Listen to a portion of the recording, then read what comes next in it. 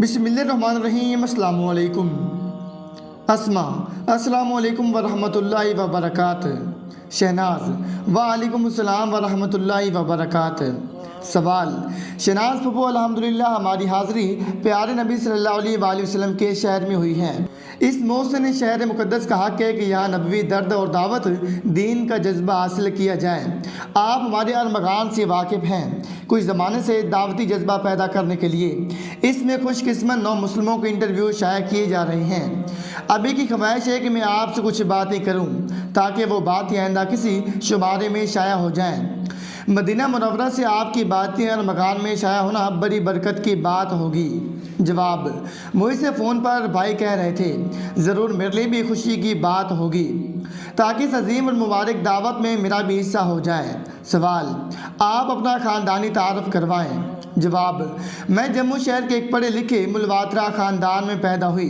मेरी पैदाइश 7 मई 1985 को हुई। मेरे वालिद कुलदीप मल्होत्रा कामर्स के लेक्चरार थे। मेरी वालदा बहुत शरीफ और मुसीबत ज़दा खातून थी। कम उम्री में वो बीमार हो गई थी और किस्मत की बात यह है कि शादी के बाद भी उनको सुख चैन नहीं मिल सका। मेरी उम्र 5 या 9 साल की होगी कि उनका इंतकाल हो गया। मेरे एक बड़े भाई थे संदीप मल्होत्रा, उनकी उम्र 10 साल थी। एक मरतबा मेरी वालिदा मुझे दरिया में डालने के लिए ले गई। एक आदमी ने उनको दरिया के पुल पर खड़ा देखा तो वजह मालूम की कि वो बोली, अपनी इस बच्ची को मैं दरिया में डालने आई हूँ। उन्होंने कहा कि अगर मेरी तरह इसका भी मुकद्दर ख़राब हुआ तो सारी ज़िंदगी मुसीबत भरेगी, इससे तो अच्छा है कि अभी ही मर जाए।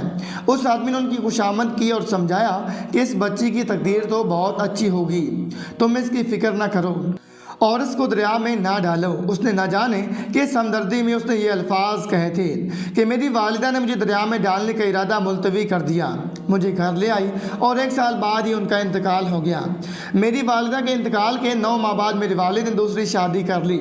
सौतेली माँ अल्लाह ताला उनके एहसान का बदला अता फरमाए। उनका बर्ताव मेरे साथ बड़ा सख्त था। मुझ पर काम का बहुत बोझ रहता था। सख्त हालात में भी मैंने मैट्रिक पास किया। मेरे घर में मेरे लिए जेल बल्कि जहन्नम की तरह मेरा घर था। मैं घर के मुजालिम से इस कदर तंग आ गई कि कई बार खुदकशी की नाकाम कोशिश की। एक बार नींद की बहुत सारी गोलियां खाईं। कई बार पहाड़ पर चढ़कर गिरने की कोशिश की, मगर मेरे करीम अल्लाह को मुझे नवाजना था, इसलिए खुदकशी की कोशिश कामयाब नहीं हुई। मेरी सौतेली वालिदा हमारे वालिद साहब को मेरे खिलाफ शिकायत लगाकर भड़काती रहती। वो मुझ पर तरस खाने के बजाय मुझे डांटा करते। मैं मंदिरों में जाती, मिज़ारों पर जाती और बजाय पूजा के मैं ये सवाल करती कि मुझे बताओ मेरी अंधेरी रात की सुबह कब होगी भी या नहीं। मगर वो बेजान मेरे सवाल का जवाब क्या देते। काश मैं कुरान की इस सदा को जानती तो इन बेजान चीज़ों से मुंह ना मारती। मैं आज कुरान हकीम पढ़ती हूँ तो ख्याल आता है कि कुरान की यह आयत मेरे ही बारे में नाजिल हुई थी, जिसका तर्जुमा है, अगर तुम उनको पुकारो तो वो तुम्हारी पुकार नहीं सुनते, अगर सुनते तो तुमको जवाब नहीं देते, और क़यामत के दिन मुनकर होंगे, तुम्हारे शरीक ठहराने के और कोई खबर रखने की तरह नहीं बतलाएगा। एक रोज़ मैंने कब्र में मुर्दे को दफन होते देखा तो मैं अपनी सहेली से मैंने कहा कि मेरी कब्र ही बनाना, मुझे जलाना नहीं। मेरी सौतेली माँ रोज़ मुझे डांटने और वालिद साहब से डंटवाने के लिए नई नई बातें निकालती थी। उन्होंने एक रोज़ मुझ पर परस से 500 रुपये निकालने का इल्ज़ाम लगा दिया। मेरी बर्दाश्त की हद हो गई। मुझे ये भी ख्याल आया कि उन्होंने आज मुझ पर चोरी का इल्ज़ाम लगाया है। मेरा वजूद उनको गवारा नहीं, ना जाने कल कोई इससे बड़ा इल्ज़ाम मुझ पर लगा दें। मेरे पास 100 रुपये थे, चंद जोड़े कपड़े और वो रुपए लेकर मैं निकल पड़ी और घर हमेशा के लिए छोड़ दिया। सवाल: अपने कबूल इस्लाम के बारे में बताएं। जवाब: मैंने असल में वही बताने के लिए बात शुरू की है। मेरी सौतेली माँ का एहसान है कि उनके मुजालिम ही मेरी हिदायत का सबब बने। मेरे करीम और आदि रब की कुर्बान, जिसने जुल्म के अंधेरों से निकाल कर मुझ पर रहमत और हिदायत की बारिश फरमाई। मैं घर से निकली तो एक कपड़े बैग में मेरे हाथ में था। हमारा घर एक तंग गली में था। मैं गली से निकल रही थी। मेरे वालिद काली से आ गए। वो मेरे बराबर से निकले मगर उनकी निगाह मुझ पर नहीं पड़ी, वरना मुझे इस तरह सामान के साथ जाता देखकर वापस ले जाते और ना जाने क्या करते। मैं रेलवे स्टेशन पहुंची, घर से बाहर कभी निकली नहीं थी। मैंने दिल्ली का टिकट लिया और दिल्ली की ट्रेन में बैठ गई। मुझे ये भी मालूम नहीं था कि किस डब्बे में बैठना चाहिए। फौजियों के एक डब्बे में चढ़ गई। उन बेचारों ने लड़की समझ कर जगह दे दी। गाड़ी चली, रिजर्वेशन टीटी आया, फौजियों के डब्बे में मुझे देखा तो टिकट मालूम करने लगा। बराबर में बैठे फौजी ने कहा, ये मेरी बहन है। ये मेरी अल्लाह की मदद थी। उस फौजी ने बहन बनाने के बाद सारे रास्ते मेरा बहन कितना ख्याल रखा। ऊपर की बर्थ खाली करके उस पर सोने को कहा और बार बार तसल्ली देते रहा, बहन तुम फिक्र न करो। मैं आराम के साथ दिल्ली पहुंचे। स्टेशन से बाहर निकली तो सामने सिटी बस आती दिखाई दी। मैं उस पर चढ़ गई। मेरी सीट के आगे दो नौजवान लड़के बैठे थे जो आपस में बातें कर रहे थे। उनकी बातों से मुझे शराफत का एहसास हुआ। मैंने उनसे कहा कि भैया मुझे यहाँ दिल्ली में कोई गर्ल्स हॉस्टल बता दो। उन्होंने मुझसे मेरा पता मालूम किया। मैंने अपना पता बता दिया। वो मेरी मुश्किल को भांप गए। उन्होंने कहा कि गर्ल्स हॉस्टल दूर है, आप ऐसा करें कि हमारी बहन से मिल लें, थोड़ी देर वहाँ आराम करें। वो पढ़ी लिखी हैं, आपको गर्ल्स हॉस्टल खुद पहुँचा देंगी। उनके घर में कोई मर्द भी नहीं है। मुझे उनकी शराफत की वजह से इत्मीनान हो गया। वो मुझे साउथ एक्सटेंशन अपनी बहन के यहाँ ले गए। उनकी बहन ने मेरे साथ बहुत अच्छा सलूक किया, नाश्ता वगैरह करवाया, एक दो रोज़ इत्मीनान से रहने को कहा और इत्मीनान दिलाया कि मैं खुद आपको अच्छे हॉस्टल में ले चलूँगी। उनकी बहन ने मुझे अपने एक अजीज़ अशरत साहब से मिलने को कहा कि उनसे मिलने के बाद ही मैं हॉस्टल वगैरह का फ़ैसला करूँ। मैं इशरत साहब के ऑफिस गई तो उन्होंने कुछ देर बात करके अपने ऑफिस की एक औरत को बुलाकर उनके साथ अपनी बेवा बहन के पास भेज दिया। उनके एक अजीज़ आरिफ साहब थे जो उनके यहाँ आते थे। उन्होंने मुझे मूर्ति पूजा के बारे में समझाया। उनकी बातें मेरी अकल को बहुत भाईं और मुझे मूर्ति पूजा बड़ी अमाकल लगने लगी। एक के बाद एक कई मुसलमानों के मामलात, उनकी शराफत और एक नौजवान लड़की के साथ मोहताज शराफत और कुछ इस्लामी तालीमात की तरफ ने मुझे इस्लाम की तरफ राग़िब किया। और एक रोज़ मैंने आरिफ साहब से मुसलमान होने की ख्वाहिश ज़ाहिर की। उन्होंने समझाया कि ईमान हर इंसान की सबसे बड़ी ज़रूरत है, मगर तुम परेशान हाल हो, हमारे यहाँ रह रही हो किसी मजबूरी या हमारी थोड़ी सी हमदर्दी का बदला देने के लिए। इस्लाम कबूल करना ठीक नहीं, लेकिन सोच समझ कर अपनी सबसे बड़ी ज़रूरत जान कर इस्लाम कबूल करना चाहती हो तो इससे ज़्यादा हमारे लिए खुशी की बात और क्या होगी कि हमारी एक बहन हमेशा हमेशा की दोज़ख की आग से बच जाए। मैंने बहुत इत्मीनान और खुशी से इस्लाम कबूल करने को कहा। उन्होंने मुझे कलमा पढ़वाया। मैंने इस्लामी तालीम हासिल करने की ख्वाहिश ज़ाहिर की तो उन्होंने मुझे मेवात भेज दिया। सवाल, मेवात के देहाती माहौल में तो आपको बड़ा अजीब से लगा होगा। जवाब, इब्तिदा में तो मैं ज़रा परेशान हुई मगर बाद में मानूस हो गई। इस्लामी तालीम के सिलसिले में मेरा वहाँ रहना बहुत मुफीद साबित हुआ। नमाज वगैरह अल्हम्दुलिल्लाह अच्छी तरह याद हो गई। 9-10 महीना में कुछ कुरान शरीफ और उर्दू पढ़ना भी आ गई। सवाल, मौलाना जवेद अशरफ नदवी से आपकी शादी किस तरह हुई? जवाब, मैं वहाँ से दिल्ली आए तो आरिफ साहब ने 12 पिंकी के एक लड़के से मेरा रिश्ता कर दिया। वो लड़का दीनदार नहीं था, मेरे लिए अब दीन ही सब कुछ था। मैंने डरते डरते आरिफ साहब से कहा कि मेरे लिए किसी दीनदार लड़के को तलाश करें, चाहे बिल्कुल फ़कीर ही क्यों ना हो। मेरी ख्वाहिश पर उन्होंने वो रिश्ता रद्द कर दिया। आरिफ साहब ने अपनी लड़की के रिश्ते के लिए कौमी आवाज़ में इश्तिहार दिया था। वो इश्तिहार मौलाना जवेद अशरफ नदवी साहब ने देखा।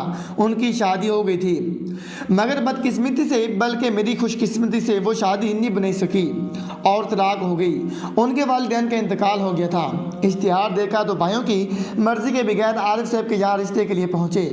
शायद आरिफ साहब ने उनकी दूसरी शादी के बजाय या मेरी मोहब्बत में या अपनी बेटी से जोड़ ना बैठने की वजह से मेरे बारे में बताया और मुझसे शादी करने को कहा। इस दौरान मैंने अपनी आप बीती और कबूल इस्लाम की कहानी कड़वा सच किताब के तौर पर लिख ली थी। आरिफ साहब ने मौलाना को वो किताब दिखाई। मौलाना ने किताब देखकर बहुत मुतासर हुए और मुलाकात की ख्वाहिश ज़ाहिर की। मुलाकात और निस्बत तय हो गई। चंद रोज़ के बाद एक दिन ज़ोहर की नमाज में मेरा निकाह हो गया।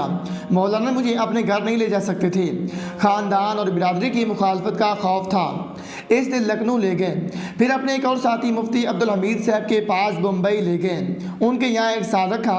मुफ्ती साहब और उनकी वालिदा ने मेरे साथ बहुत अच्छा बर्ताव किया कि हकीकी माँ और भाई भी नहीं कर सकते थे। सवाल, आप मदीना मुनव्वरा किस तरह आई? जवाब, मेरे अल्लाह के करम की हवा चली थी कि करम पे करम होता गया। मौलाना जवेद अशरफ नदवी का मदीना यूनिवर्सिटी में दाखिला हो गया। मौलाना ने किस तरह मुझे उम्रे की वीज़े पर यहाँ बुला लिया।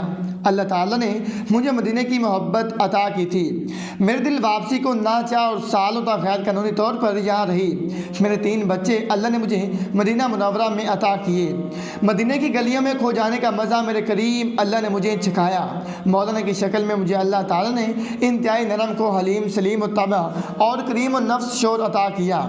इस पर मदीना मुनव्वरा की रहश अता करके मेरे सारे गम भुला दिए।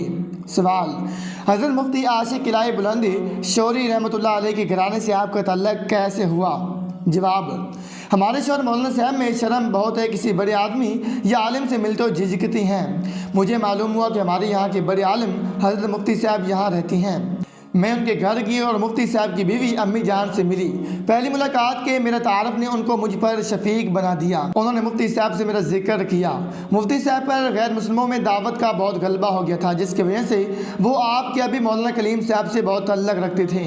उन्होंने हमारे शौहर को बुलवाया और दोनों ने मुझे अपनी बहन बना लिया और वाकई माँ बाप की तरह मेरी सरपरस्ती फरमाई।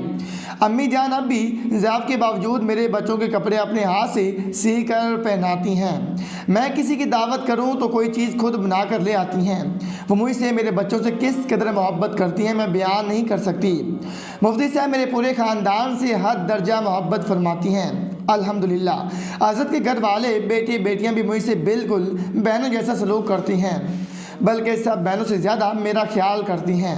सवाल, हमारी अम्मी जान दादी भी तो आपको बेटी कहती हैं और आपको बहुत याद करती हैं। उनसे आपका ताल्लुक़ किस तरह कायम हुआ? जवाब, आपके अभी मौलाना कलीम साहब से मेरे शौहर मौलाना जवाद साहब के कुछ ताल्लुकात थे। एक बार वो वालदा को लेकर उम्रे के लिए आए। मैं उनसे मिलने गई और मदीने का मकीन होने की वजह से कुछ ज़ियाफ़त की कोशिश की।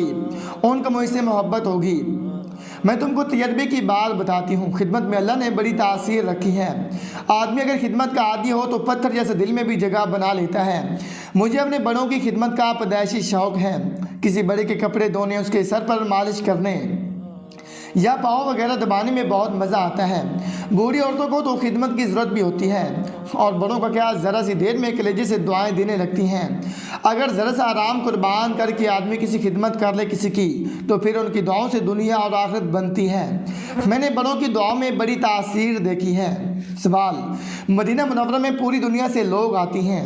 मैंने सुना है आपका कोई दूर के जानने वाला या मिलने वाला आ जाए, एक पाँव पर आप उसके लिए खड़ी हो जाती हैं।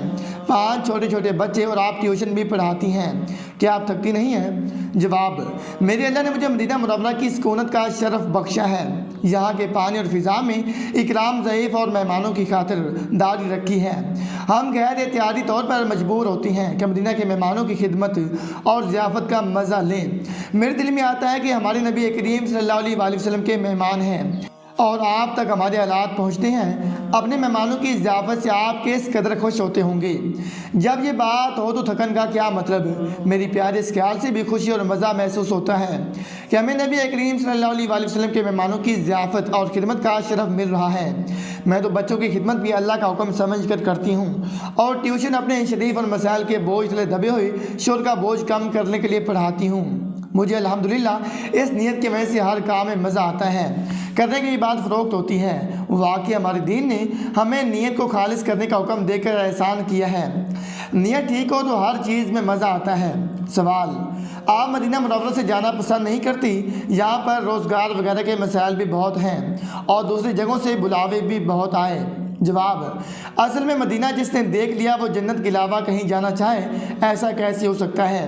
मेरी ख्वाहिश और आखिरी तमन्ना है कि बकी पाक की खाक मुझे मिल जाए।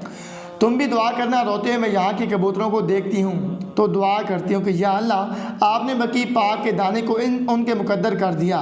मेरे लिए अपने नबी करीम सल्लल्लाहु अलैहि वसल्लम के कदमों को ये खाक मुकद्दर बना दे। सवाल, आपने अपने घर वालों की कुछ खैर खबर नहीं ली? उन्होंने आपको तलाश भी नहीं किया? जवाब, शायद उन्होंने तो मुझे तलाश नहीं किया, असल में उन्होंने तो यकीन कर लिया था कि मैंने खुदकशी कर ली है। गुज़श्ता साल से मेरे वालिद और भाई से मेरा रब्ता हुआ है। यहाँ मदीना मुनव्वरा में जम्मू के एक तालिब इल्म पढ़ते थे। उन्होंने मेरे वालिद को मेरा पता बता दिया। वो बेचैन हो गए। मैं वीज़ा लगवाने हिंदुस्तान गई थी, जब भी झिझक कर बार बार वहाँ और ना करके एक जगह मेरी उनसे पुरानी दिल्ली में मुलाकात हो गई। وہ بہت روئے اور جب میں نے سارے حالات بتایا تو وہ بہت نادم ہوئے۔ اب مجھے دوسرے تیسرے دن فون کرتی ہیں۔ مولانا جوید اشرف اور میں نے ان کو اسلام کی دعوت بھی دی ہے، انہوں نے بت پرستی چھوڑ دی ہے۔ ہم لوگوں نے آپ کے ابھی مولانا کلیم صاحب سے درخواست کی ہے، بلکہ انہوں نے خود ہی ان کا پتہ لیا ہے۔ انہوں نے اپنے ساتھیوں کو لگایا ہے کہ امید دلائی ہے کہ وہ انشاءاللہ ضرور اسلام قبول کر لیں گے۔ سوال: آپ کی سوتیلی والدہ حیات ہیں، ان سے بھی کوئی رابطہ کیا؟ جواب: ہاں وہ بھی زندہ، ان سے بھی میں نے فون پر ایک بار بات کی، وہ بہت معافی مانگ رہی تھی، مگر میں اپنی قسمت کے بننے اور غم کے اندھیرے کی صبح ہونے میں سب سے بڑا احسان انہی کا مانتی ہوں کہ ان کے مظالمی میری ہدایت کا ذریعہ بنے۔ میں نے ملتزم پر اور ہر خاص موقع پر اپنے ایک بڑے محسن کی طرح ان کے لیے دعائیں کی ہیں۔ میرے اللہ کی عجیب شان کہ ان کے سارے مظالم مجھے آخری درجہ کے احسان لگتی ہیں، ان کے لیے میں بلک بلک کر ہدایت کی دعائیں کرتی ہوں۔ گزشتہ آج کے موقع پر عرفات میں نے سب سے زیادہ انہی کے لیے ہدایت کی دعا مانگی۔ سوال: بچوں کی تعلیم کے لیے آپ کا کیا ارادہ ہے؟ جواب: یہاں سعودی عرب کے اسکولوں میں تربیت کا نظام بہت عجیب ہے۔ ہمارا ارادہ ہے کہ ہمارا ایک بچہ داعی بنے اور دین کی خدمت کرے۔ الحمدللہ میں نے بھی حضرت مفتی عاشق الہی کی تفسیر انوار البیان کا ہندی ترجمہ حضرت کی حیات میں شروع کیا تھا۔ میری خواہش ہے کہ اللہ تعالیٰ قرآن حکیم کی یہ خدمت مجھ سے لے لیں، اس لیے ہم لوگ مدرسہ سے زیادہ گھر پر انہیں کی تعلیم و تربیت کی فکر میں ہیں۔ سوال: ارمغان کے واسطے سے آپ مسلمانوں کے لیے کچھ پیغام دینا چاہیں گی؟ جواب: میں درخواست ہی کر سکتی ہوں کہ وہ اپنا منصب پہنچائیں اور غیر مسلموں سے رابطہ قائم کریں اور ساتھ ہی اپنے کردار کو اسلام سے آراستہ کریں اور اپنے آپ کو مجسم دعوت بنائیں اور اپنے عمل سے نبی کریم صلی اللہ علیہ وآلہ وسلم کا تعارف کروائیں۔ اگر ہمارے نبی کا اسوہ لوگوں کے سامنے آ جائے تو لوگ ایکٹروں، لیڈروں، کھلاڑیوں کو آئیڈیل بنانے کی بجائے صرف اور صرف ہمارے نبی کو آئیڈیل بنائیں۔ اس سے زیادہ پرکوشش اور کوئی کردار ہو ہی نہیں سکتا۔ دوسرا یہ کہ ریڈیو، ٹی وی اور میڈیا کے واسطے سے حدود شریعت میں رہ کر اسلام لوگوں تک پہنچایا جائے اور اس کے لیے تحریک چلائی جائے۔ دوسری درخواست یہ ہے کہ میرے لیے دعا کریں کہ اللہ تعالیٰ مجھے بھی اپنے دین کی دعوت کے لیے قبول کریں اور مجھ سے کچھ کام لے لیں۔ بس میری یہی حسرت ہے، میں اور میری نسل دین کی خدمت خصوصاً دین کی دعوت کے لیے قبول ہو جائیں۔ ہمارے بعض متعلقین کہتے ہیں کہ تم لوگ اتنے دنوں سے مدینہ میں رہتے ہو، گھر بھی نہیں بنایا۔ میں اکثر ان سے کہتی ہوں کہ ہم مدینہ میں بقی پاک کا پیوند بننے کے لیے پڑے ہیں، دنیا بسانے کے لیے تو ہم پیرس جاتے یا نیو یارک جاتے، یا ان کے جواب کے لیے کہتی ہوں، ورنہ میرا خیال ہے کہ دنیا کی زندگی کا مزہ اور راحت بھی مدینہ منورہ کی زندگی میں ہے، پیرس کے لوگوں کو اس کی خاک بھی نصیب نہ ہوگی۔ سوال: بہت بہت شکریہ شہناز پھوپھو، آپ ہمارے لیے بھی دعا کیجیے، آپ پر تو بڑا رشک آ رہا ہے۔ جواب: پیاری اسما، تمہارا نام کب سے سنتے اور ارمغان میں پڑھتے تھے، تم کو دیکھنے کو آنکھیں ترستی تھیں، ہم تم پر رشک کرتی ہیں۔ ہم مدینہ منورہ میں رہ رہی ہیں، ہمیں نبی کریم صلی اللہ علیہ وآلہ وسلم کے شہر میں رہنا نصیب ہو گیا ہے، مگر تم تو نبی کریم صلی اللہ علیہ وآلہ وسلم کا کام بلکہ محبوب ترین کام کر رہی ہو۔ اللہ تعالیٰ اس میں برکت عطا فرمائے۔ اللہ تعالیٰ تم کو مدینہ منورہ بلکہ حرمین شریف کی بار بار زیارت خاص قبولیت اور برکت کے ساتھ نصیب فرمائے، آمین۔